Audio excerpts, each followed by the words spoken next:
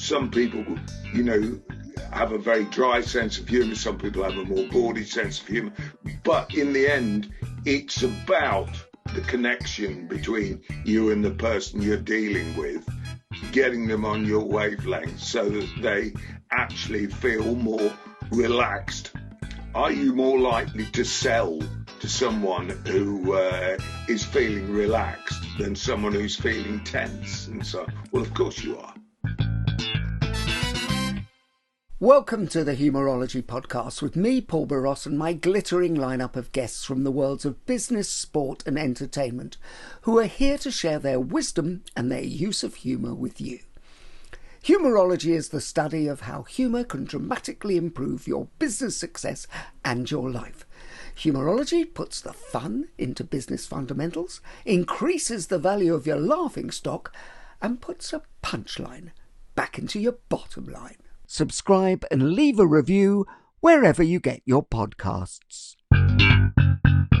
My guest on this edition of the Humourology Podcast is one of the most influential agents and managers in all of sport and entertainment. He has represented 4 English captains across multiple sports, and his collection of clients includes some of the biggest names in sport and television, including Gary Lineker, David Gower, Mike Atherton and Brian Moore, just to name a few.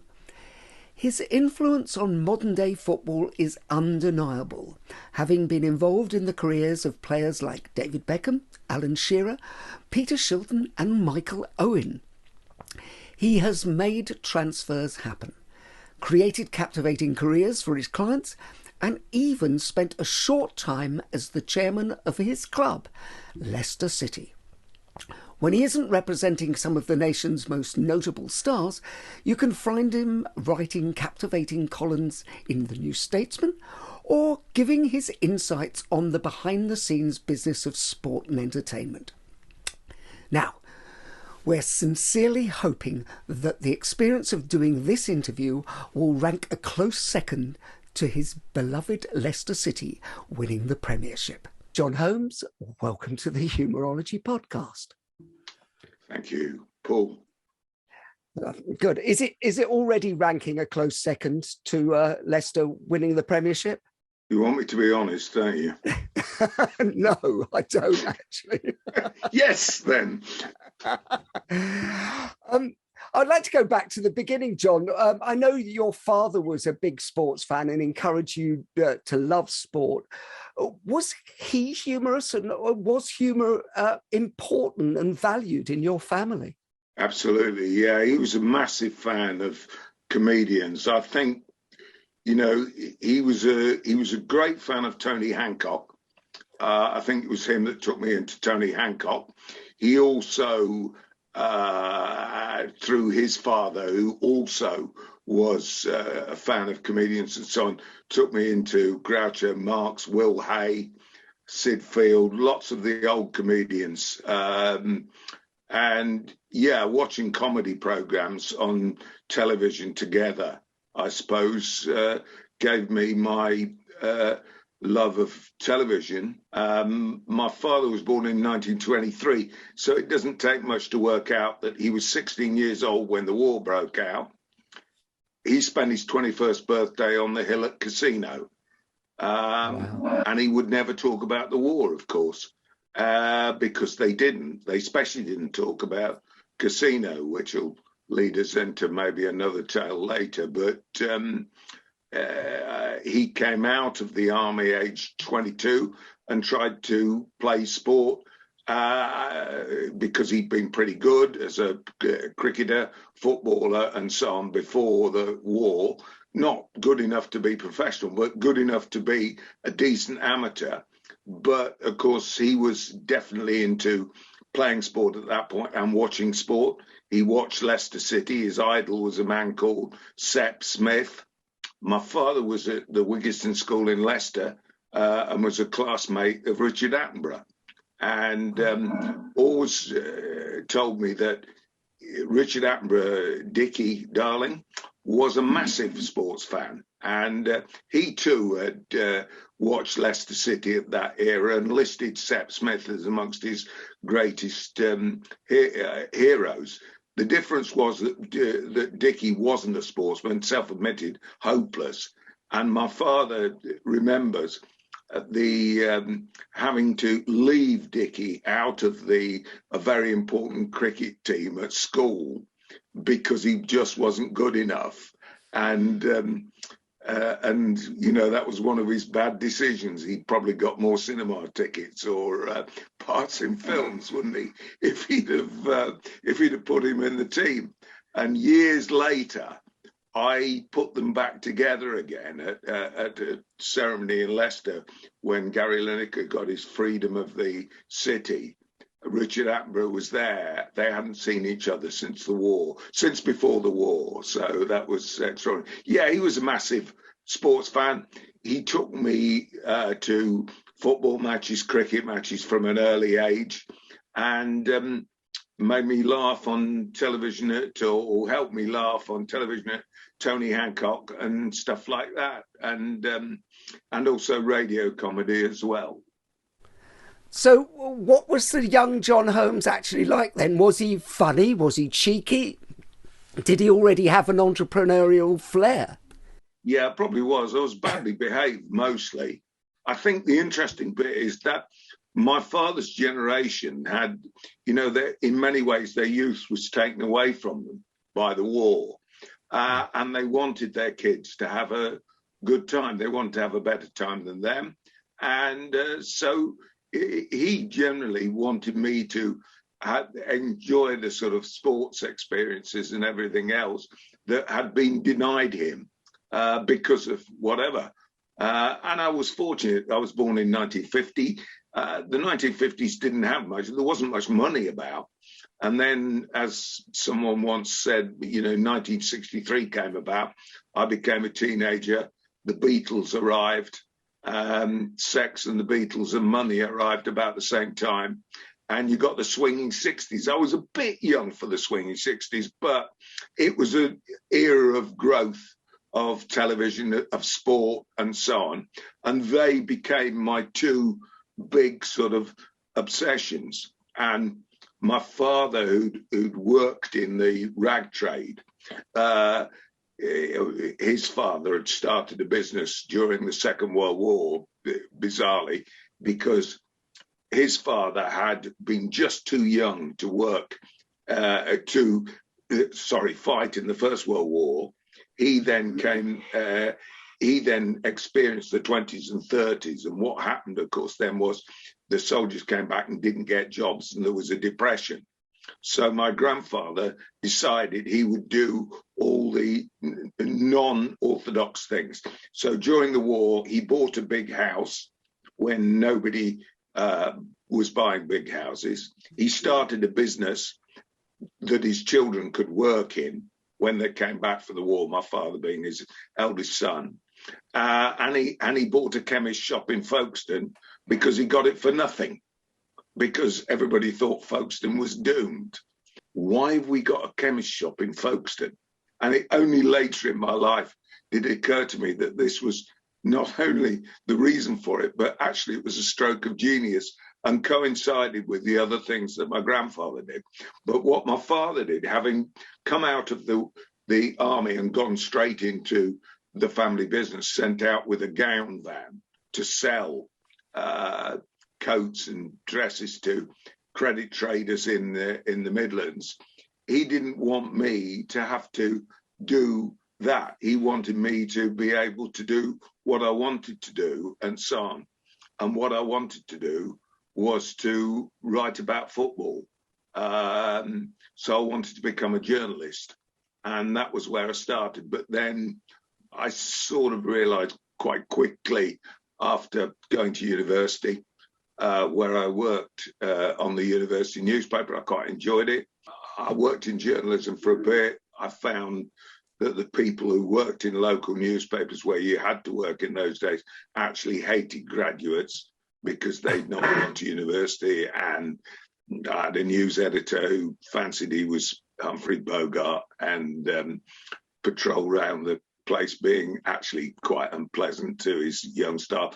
And I thought, fuck this for a game of soldiers. And I was in contact with a local businessman, started his own business, and he and I used to take me out for lunch, and I talked to him about ideas I got about sport and so on. And I'd been heavily influenced by a money program, television again, that featured Mark McCormack. This sounds really brilliant. And that was what I wanted to do. And he said to me, why don't you come and work with me? I'll teach you about financial services and money, and you try and build a business in sport along McCormack's lines, which is what happened.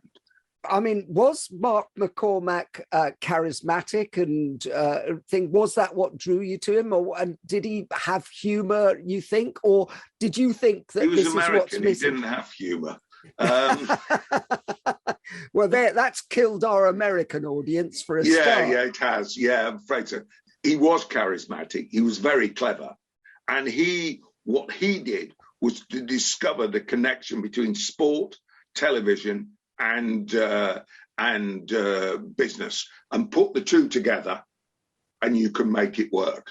Or put the three together, rather, and you will make it work. And he transformed golf that way through taking Arnold Palmer, a player who was the best player probably in the world at that point, and saying, if you're going to be the best player in the world, you need to play in the world. So let's go over and play in the British Open, which the Americans at that point had been boycotting. He came over. I can remember very clearly Arnold Palmer coming. My dad was a king golfer. This guy's coming to play in the Open, as we called it, and it was all over the newspapers and so on. And he came over. He finished second the first year, but then he won it for a couple of years on the trot. Golf was starting to be televised. They worked out that golf was a good sport to televise because of the great backcloths that you got in terms of the coastal scenery where the British Open has always been played. And it came off. And of course, the cameras then were fixed, so they couldn't do it as well as they now do it brilliantly. But it drew audiences and so on. So McCormack started managing the top three golfers because they'd seen what he'd done. The top three were Gary Player, Jack Nicklaus, and Arnold Palmer. And he invented this television program where the big three played various courses around the world. And he sold it, I think, to Shell. And it was a TV series shown around the world. The big three play this course, the big three play that course. And I thought this was really clever. But McCormack made one fundamental error in what he said. And his fundamental error was he believed that what happened in America happened in the rest of the world later. It may have been true at that point, but it's no longer true, of course. And if you really want to upset Americans, and you really want to upset your American listeners, you tell them that the World Cup is bigger than the Olympics. They really react badly to that. And if you really want to get them to react like you've shot their grandmother, you tell them there are more films made in Bollywood than Hollywood, both of which are true. It sounds like that your image was to be Mark McCormack with gags and with humour as well. That was your image of the future. Would that be fair to say that you've actually pushed the lighter side of it? You've got the charisma, you've got but you've also added in a level of humour. How does that help you? In most situations, it does help you, doesn't it? If there was a boy I knew at school who was very lazy. But I knew he always got away with things. It used to irritate me intensely because he just used to grin and he smiled at people. And, I remember this master say, his name was Charlie Thompson. Thompson, have you done your essay? And he just used to grin back, no, sir. And he got away with it. And I thought, how does he get away with that? And of course, it is. you can disarm people. They say the disarming smile, and to try and get a smile, to try and get the other guy to grin a bit, it takes them down a bit. It's hard to get cross with someone who's making you laugh. Well, so you actually think that it's a state change in a way, that you can actually, through humour, you can change people's state for the better and then use that? Yeah, you can, of course. That you can lighten the mood. You can, if somebody's getting in a rage. I remember a colleague of mine, guy I worked with for a time, Tony Stevens, where he originally started acting as Beckham's agent. And when he met Alex Ferguson, to tell him that Alex Ferguson went into a state of rage because he didn't like anyone having any control over any of his players. And at the end of it, so listening to this hairdryer treatment, he then looked at him and said, "So I take it you're not happy?" And he did. I think it maybe brought him down a bit. You do try and break people down. Some of the best managers in sport I've seen were also very funny men. Brian Clough was a brilliant comedian. Bill Shankly had moments of great comedy in terms of the way he dealt with people and so on. And of course, it gets people going with you and so on. I've heard you describe Brian Clough as the kind of like the Eric Morecambe to Peter Taylor's Ernie Wise, in that he seemed to have a natural facility for humour. Did he always use it kindly, or was it a one-up? Clough was mostly concerned with power over people. That was his primary concern. If you met him, his idea was to weigh up where you were in terms of power, how strong you were, how weak you are, and he could use humour to reduce people as well, i.e. take the piss out of them to a degree, or build them up. But he was all concerned about his power in relation to them. But he used humour quite cleverly in doing that. So humour can be used for a cruel aspect as well as the aspect of lightening the mood, and it's a choice. And it's a choice. Well, but you've always talked, I think, about that Brian Clough would have been a success in any field. Do you think that humour is the key to great intelligence and great nous? It's just how you use it. I've met some great people who are pretty humorless. So it's not invariable, but it's a tool, isn't it? It's something that you can use. If you're good at it, you can use it. And I've always found the use of humour quite helpful. I'm not a comedian. I'm not funny. I'm not in terms of,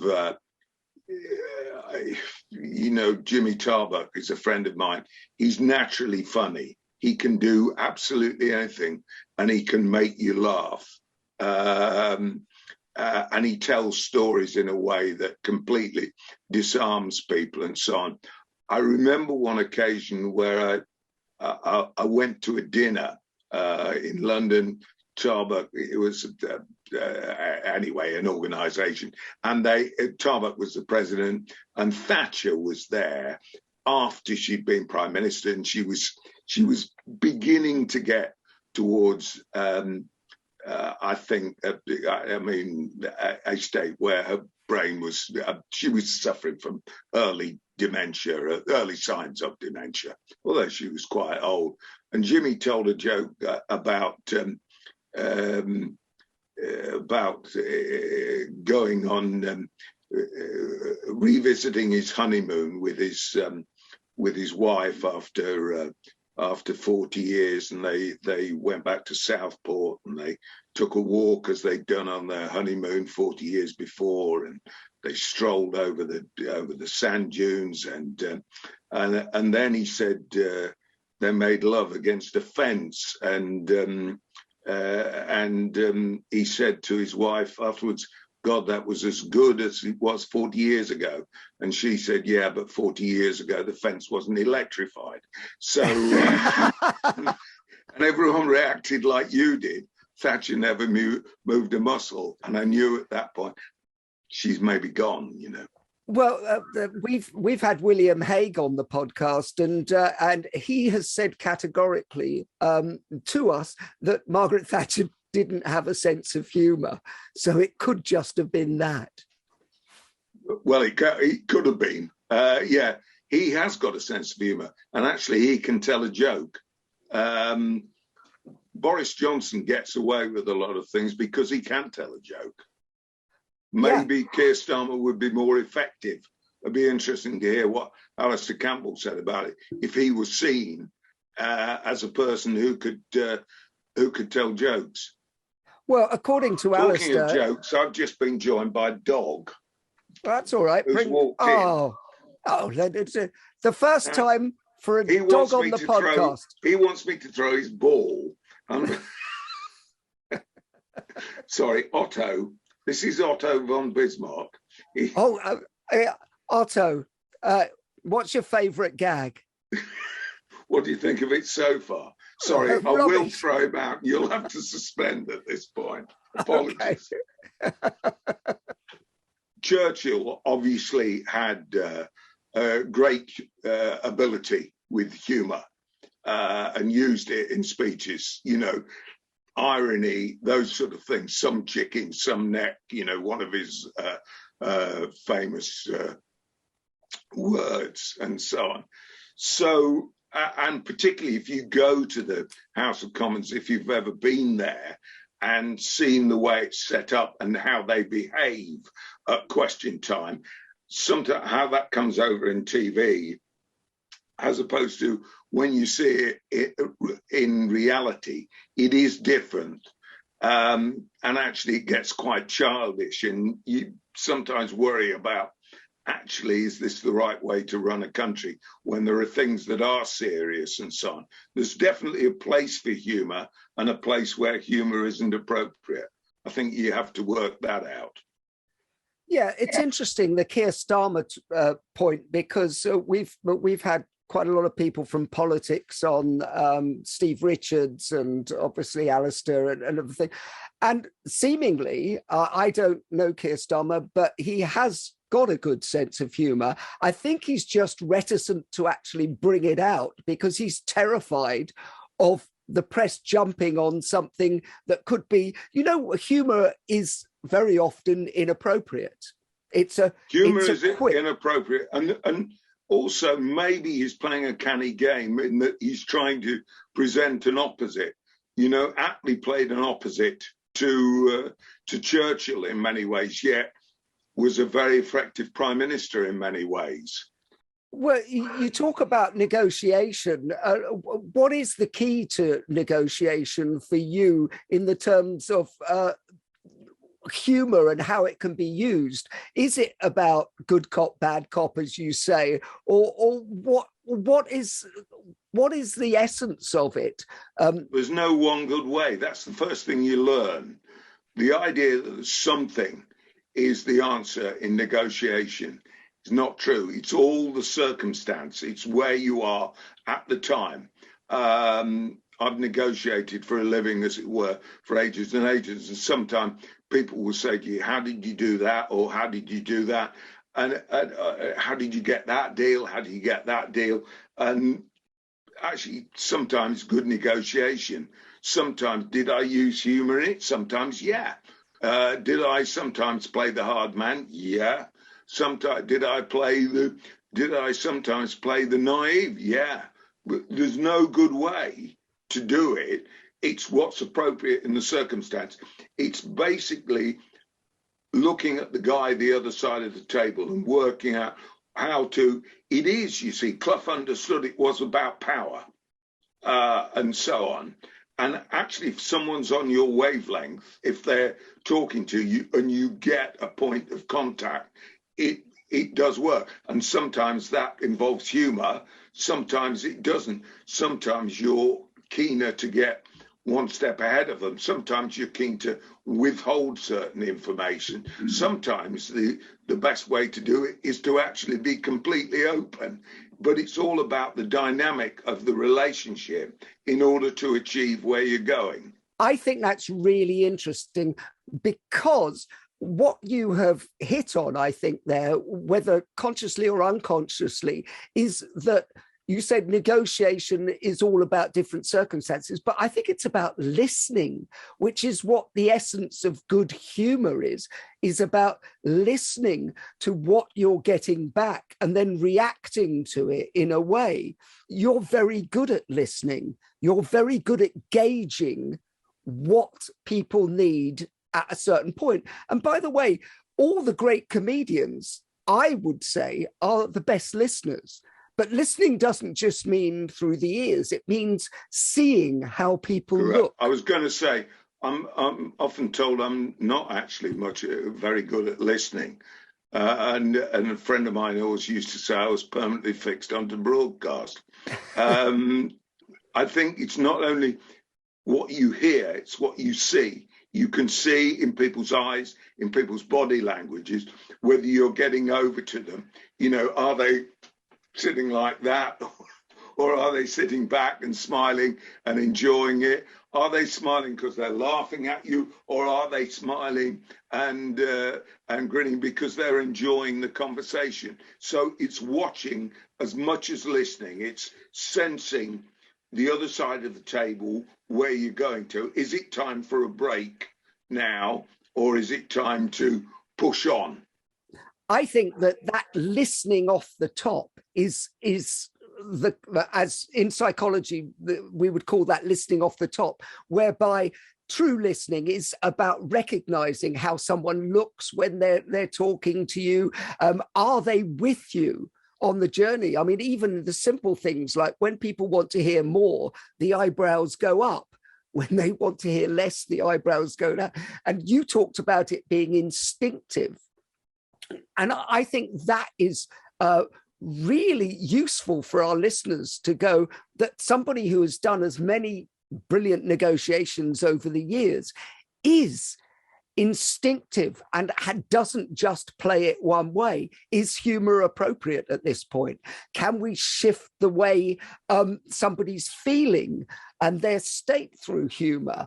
So that, I think, is the crucial thing. And I'm learning a lot from that negotiation stance as well. You say it's instinctive, it's also learned. You gain through experience, don't you? You try and learn from each new negotiation because you do make mistakes. And you learn, I won't do that again. One thing I always learned with negotiation, even if you've got everything you absolutely want and you're bursting to say, yeah, let's do the deal, you should always say, yeah, I think we're there, but before we come to final agreement, I want to go and talk with my mother, my wife, my dog. I want to always give yourself a get out clause. Because once you've got out of that state where the other guy, you have between you maneuvered yourselves into a position where you think you've got a deal, you need to then go, have we really got a deal? Have I missed something? And so always give yourself time. Now, early on, and especially when I was dealing with, training people to do my job when I was with a larger bit, I found that some of them were desperately anxious. Yeah, we've got a deal. Right, it's brilliant. They went and did the deal, and then they rang me half an hour later and said, "Oh, we've got a better deal now." And I'd say to them, "Well, have you 100% agreed with this guy that you were going to do it?" "Yeah, I have." "So I'm going to let him down." I said, "No, you must never let him down, because if you've 100% agreed, I'm sorry, you will never do a deal with him again if you let him down at this point. So always give yourself a get out clause, because you don't know if somebody else may come along with a better deal in the next 10 minutes. You can't forever string things out. But again, that's a bit of intelligence and watching as to, can I string this guy on for a little bit longer, or is he going to lose his humour and his patience and so on? Have I got to sort of bring him down a wee bit? I remember, and it is quite a funny story, Peter Shilton, the first time we did a transfer for him, we moved him from Leicester City to Stoke City. And in those days, transfers were done rather quicker, and all sorts of arcane rules, like you had to lodge the papers on a Thursday night at Lytham St Anne's. I mean, could you make a more difficult place to do it? And so Leicester and Stoke had agreed a deal, and we had to agree personal terms. And most managers assumed that what would happen is they would walk into a negotiation, tell the player what he was getting. The player would argue a bit, but then he'd say, well, that's what we pay, and that's it, son. And you can't have any advisors, and you just do this, and we'll look after you. Is there anything else you want? And the player would then meekly say, well, can I have a new car? And he'd say, I'll look after that, just sign there. And that would be the end of it. And then the next day, he'd go and say, what about my new car? And he'd say, fuck off, you've signed. And you're playing for me now, son, you're on a 3-year contract. And I walked in with Peter.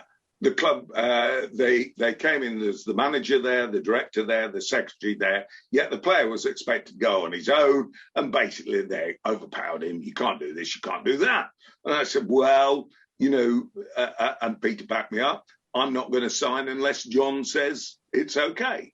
So we negotiated, and it took a long time, and they wanted to talk in terms of weeks, because these people were paid employees, that you only got weekly wage. This was what you got. You were like the mill worker,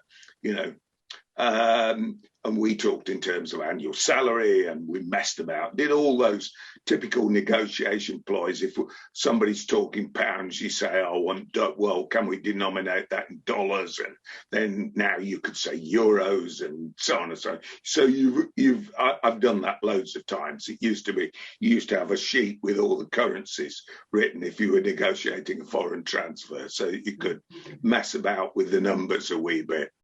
And so on. But anyway, to cut a long story short, this negotiation went on a long time. And the director, who turned up, he didn't actually say a lot except to agree to various things along the way, which I made them write down, and so on and so on. I could see as the morning went on, we were in a hotel in the middle of Northamptonshire, and there was no refreshments in there, and he was a big man, and he was getting more and more hungry, and he kept saying, well, shall we have some sandwiches now, or some lunch or something? Okay, so, no, I think we need to concentrate on this. We need to get this sorted.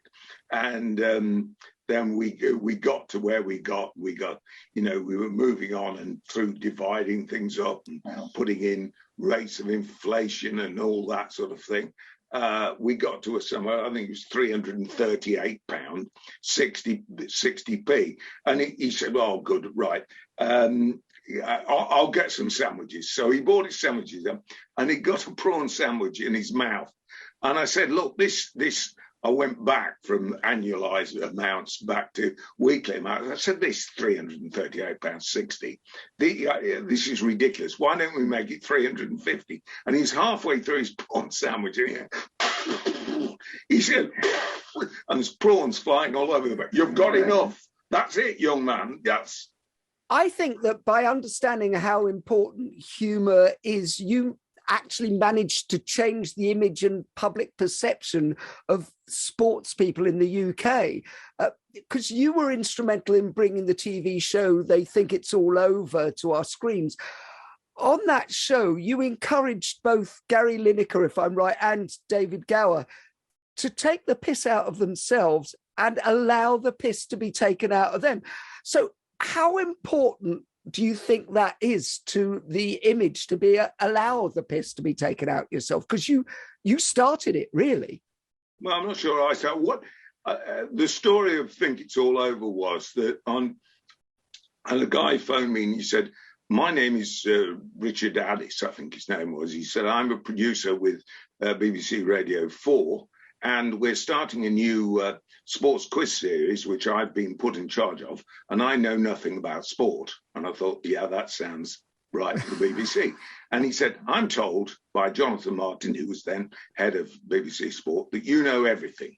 So I said, well, that's very kind of him. Yes. He said, and I think Gary Lineker would be the perfect person to be on, because we're doing a pilot show. And so I said, well, that proves two things. That Jonathan Martin knows a little bit, but you do know nothing, because if you knew anything, you'd know Gary Lineker's currently in Japan playing for a Japanese side. So anyway, so he said, right, oh, yes, oh dear.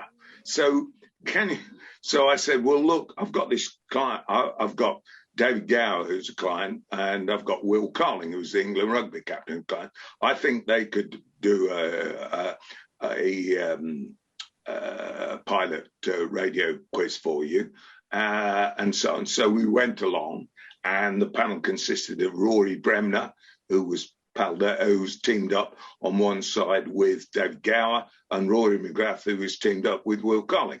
And the question master was Des Lynam, who was BBC's Mr. Sport at that point of view, and it was done at the Paris Theatre, and I watched it, and I thought it was very funny, and I thought this could work on TV, and I'd always been interested in extending the career of a sportsman beyond 35 into broadcasting and so on, which was the simplest way to do it. Television, sport, McCormack, this is how to do it, grow them out of that, and so on. So about 3 or 4 days later, I bumped into Brian Barwick, who's head of BBC, who's second head of BBC Sport, deputy head, below Jonathan Martin. 3 or 4 days later, I bumped into Brian Barwick, who's head of BBC, who's second head of BBC Sport, deputy head, below Jonathan Martin. And I said to him, I saw a pilot of a radio program being done the other night called I Think It's All Over, and I think it could work on TV. And he said, Des doesn't think it'll work on TV. And I said, okay, that's Des's opinion.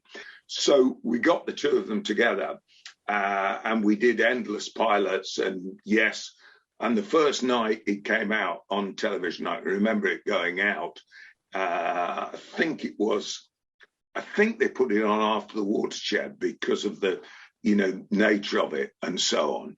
And then I just finished watching it on the television, and I got a phone call from at home from the editor of The Sun. Now, phone calls in those days from the editor of The Sun late at night were not normally good news. So, and I knew him, it was Stuart Higgins, and he phoned me, he said, it's brilliant, isn't it? It's fantastic. I said, what, Stuart? He said, that programme. He said, it's brilliant. And I knew then we got a hit. What it did was that you saw Gary and David learn, next to really good comedians, how to deliver a joke, how to deliver a line, how to be funny, what worked, what didn't. Like everything in broadcasting on TV, heavily edited, so they could tell which jokes worked, which didn't, which went into the broadcast programs. About, an hour and a half was done, condensed down into half an hour.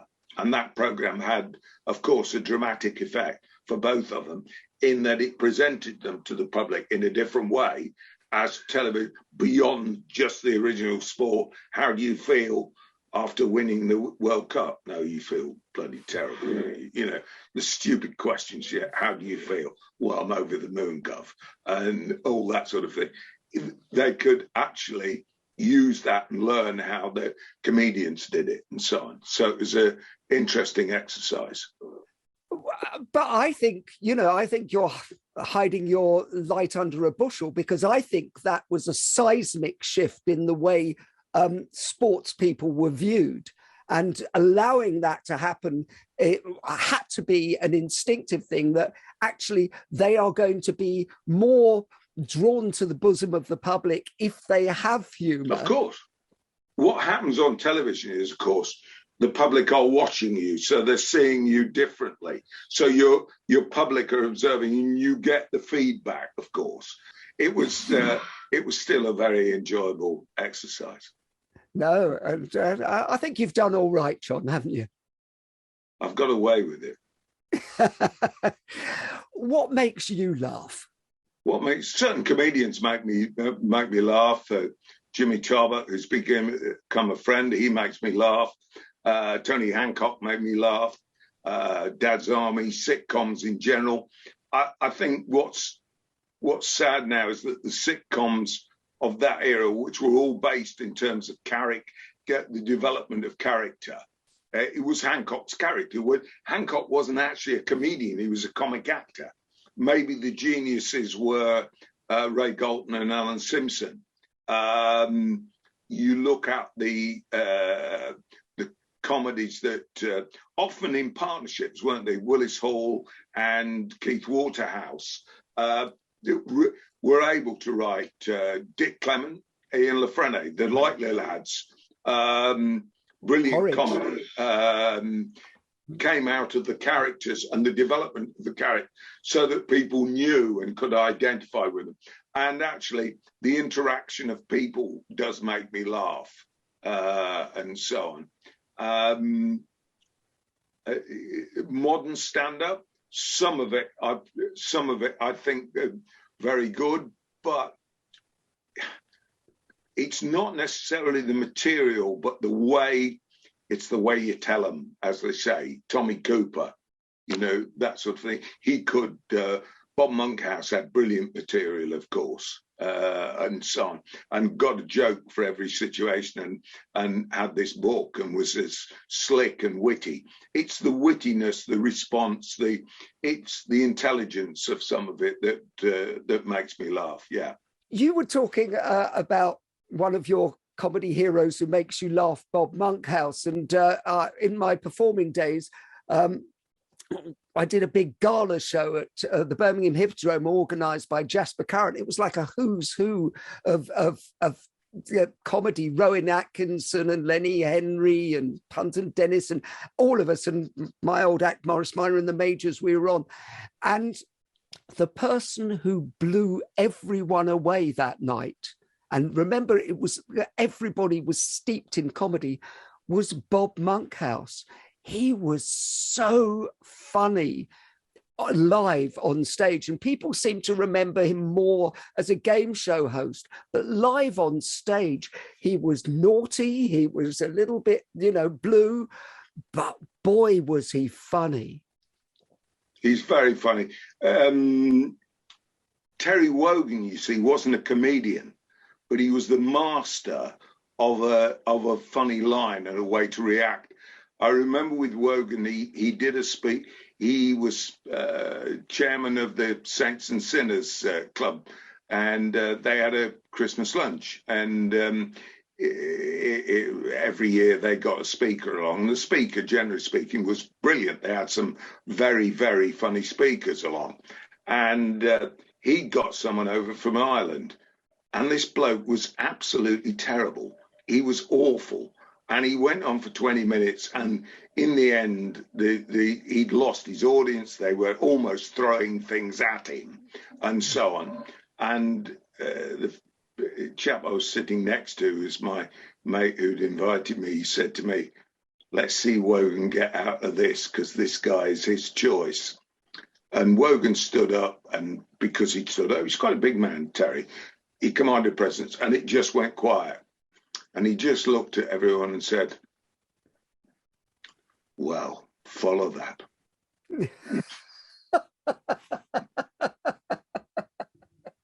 He didn't put the guy away. He just gently, of course, everyone wet themselves. And it was very, very clever quick wit and so on. That sort of thing makes me laugh and so on. And yeah, that's about power over the audience. A lot of it is about power, and you're talking about negotiation, which is about power, and humour as a way of getting people on side. Some people can't do it, some people can. Why do people fail to be funny? Do you think that it's in the background? Because I know you've talked about in the past that from the idea of sports people, that team players, people who play for teams, tend to be funnier than individual sports. So what do you think it is that makes people fail to be funny? In some cases it's autism, but which can in itself be funny, can't it? You know, some autistic people are quite funny. Should one laugh? I don't know. Is it cruel to laugh under those circumstances? But it can certainly be disarming. But it's, as we've talked about earlier, it's your relationship with the person you're talking to and judging it and so on. And some people, you know, have a very dry sense of humour. Some people have a more bawdy sense of humour. But in the end, it's about the connection between you and the person you're dealing with, getting them on your wavelength so that they actually feel more relaxed.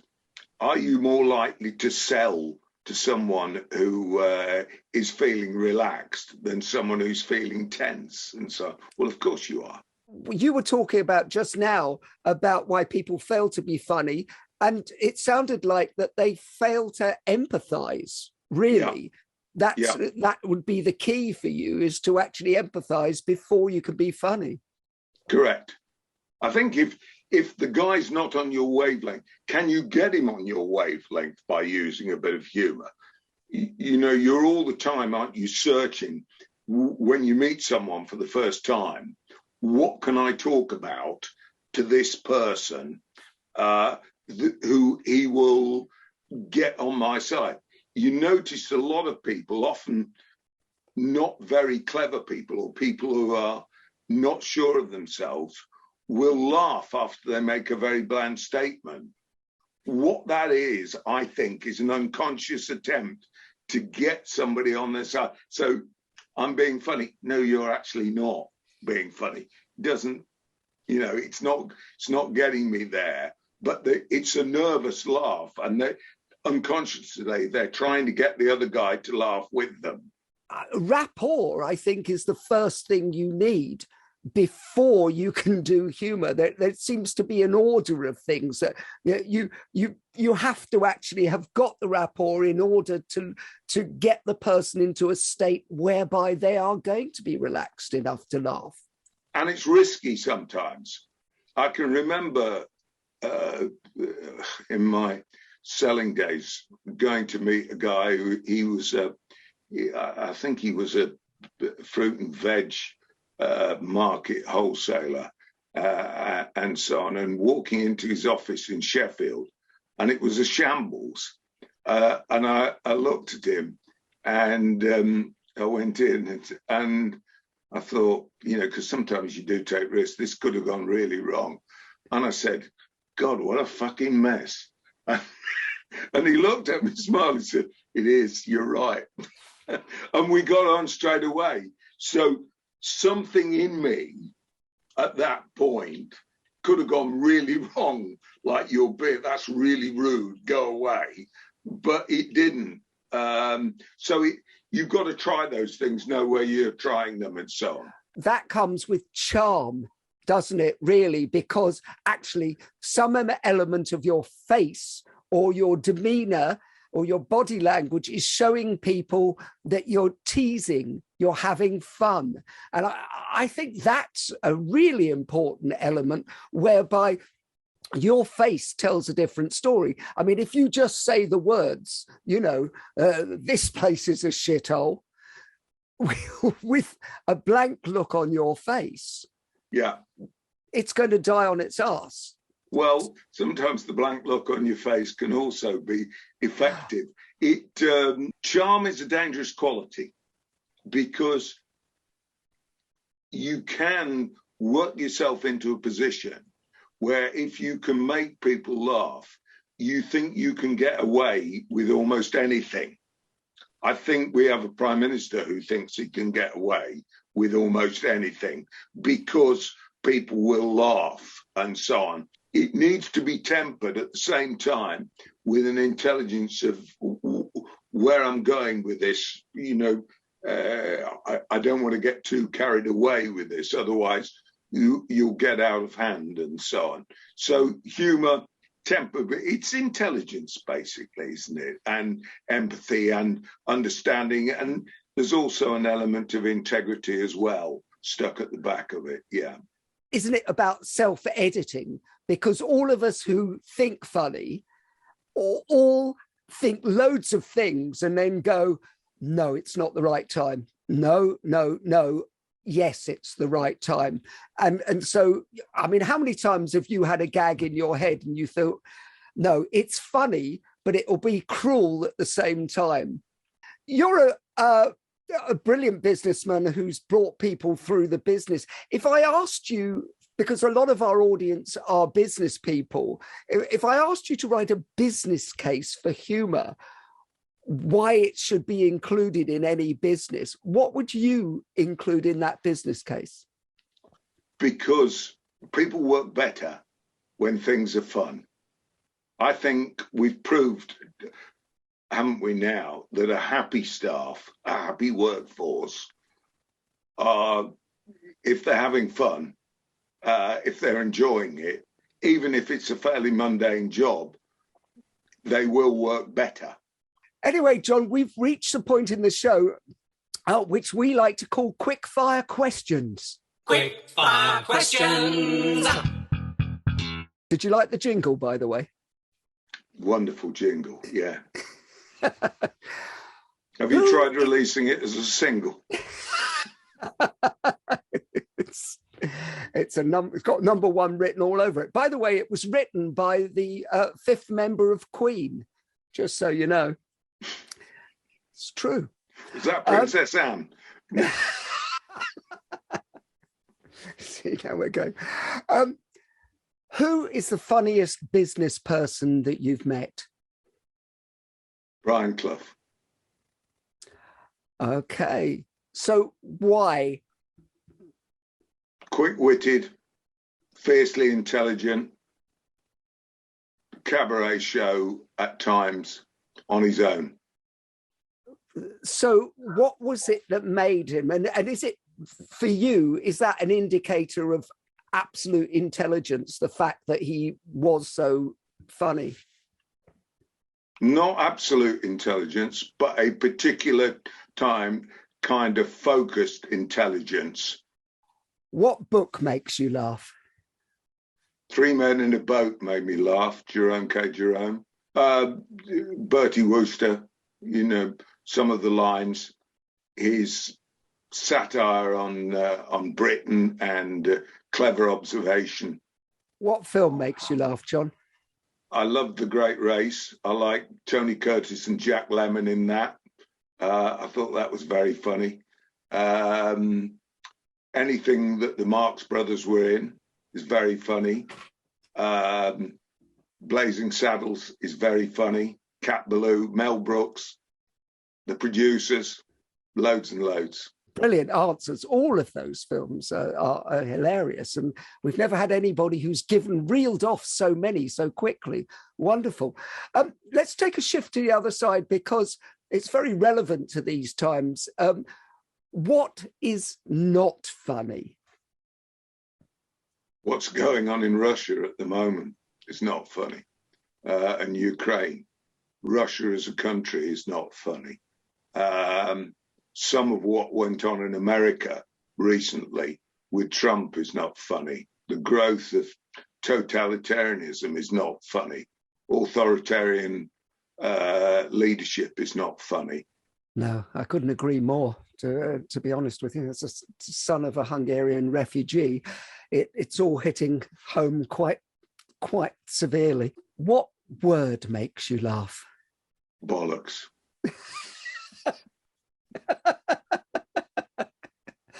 No, what word makes you laugh? Oh, so, what sound makes you laugh, Jon? I think a lot of, things going bang, things going pop. I mean, there's a lot of if you watch the early Chaplin films, there is a lot of humour in fairly basic. It has to be quite sudden and unexpected, doesn't it? Sudden and unexpected things make me laugh. They're the sounds that make me laugh, I suppose, yeah. They can sometimes frighten you, but they can also make you laugh if something happens at an inappropriate moment. Farts make you laugh on occasions, don't they? Or when your bollocks go bang. Well, that's no... Someone who's had a prostatectomy does not laugh about things like that, Paul. Okay, I take it back. Would you rather be considered clever or funny? Both. I'm greedy. Okay, you can have both. And finally, Jon, desert island gags. You can only take one joke with you to a desert island. What is it? Well, I liked Jimmy Tarbuck's joke about the honeymoon that Margaret Thatcher didn't like. I have to say I've told that a few times and there was a really inappropriate joke which it did make me laugh, but it reveals me as Republican and capable of saying things at the wrong time. So I'm not going to tell that. That's private. Okay, so you're going to go with the Jimmy Tarbuck one? I'll go with that, yeah. Brilliant. Jon, you've not only been a fascinating guest, but you've actually improved my mind and my humour. Thank you so much for being a guest on the Humourology Podcast. You lie with effortless ability, Paul, and good luck to you. I've enjoyed it, thanks. The Humourology Podcast was hosted by Paul Boross and produced by Simon Banks. Music by Steve Hayworth, creative direction by Les Hughes, and additional research by Helen Sykes. Please remember to subscribe, like, and leave a review wherever you get your podcasts. This has been a Big Sky production.